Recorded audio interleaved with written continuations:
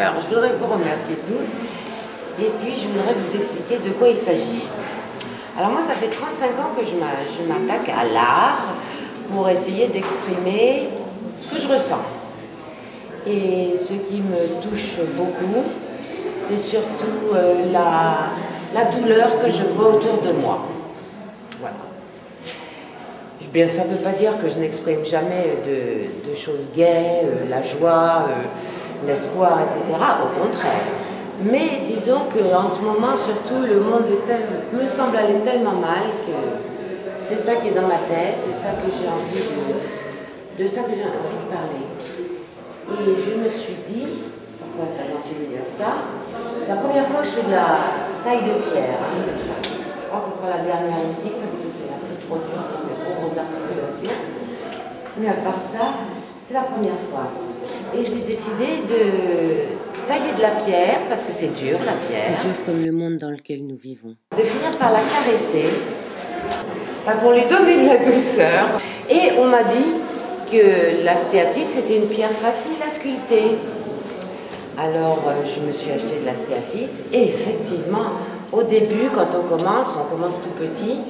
Et quand c'est tout petit, les pierres de stéatite, c'est hyper facile à tailler. Ça donne du talc, vous savez, et c'est très facile. Mais plus les pierres grandissent, plus on trouve qu'il y a des veines dedans, des nœuds, des trous, des caries. Alors là, il faut tout enlever, il faut contourner le nœud. Alors on commence par scier, hein, on scie avec une scie, après on burine avec un burin, après on prend des ciseaux. Les ciseaux, ça ressemble à plus à des couteaux en fait, mais ça s'appelle des ciseaux cisaillés pour faire des... On veut creuser un truc qui ne part pas facilement dans un coin. Ensuite on donne le volume avec des rifloirs qui sont des espèces de grosses râpes. Ça s'appelle des rifloirs en sculpture. Après on passe à des râpes plus fines, puis après des limes plus fines, toujours plus fins, puis après on commence avec le gros papier de verre numéro 40, on termine avec le papier de verre 1200, très très fin, et après on polit finalement avec des éponges. Donc il y a tout un travail de dégrossissage, comme vous pouvez imaginer, on perd énormément de matière, ça fait du talc de toute grosseur et de couleur partout, mais bon, c'est agréable. Et moi j'avais envie d'offrir des objets de consolation. Pour ceux qui aussi trouvent que ça fait du bien de caresser. Et c'est pour ça que j'essaie de faire des choses douces.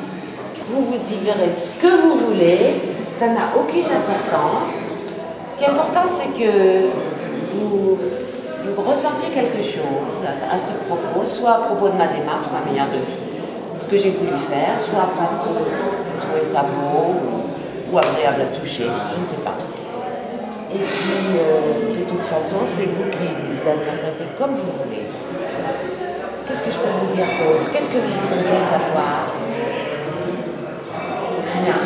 Ah si, j'ai oublié. Ça peut aussi servir de bouillotte et de chaufferette.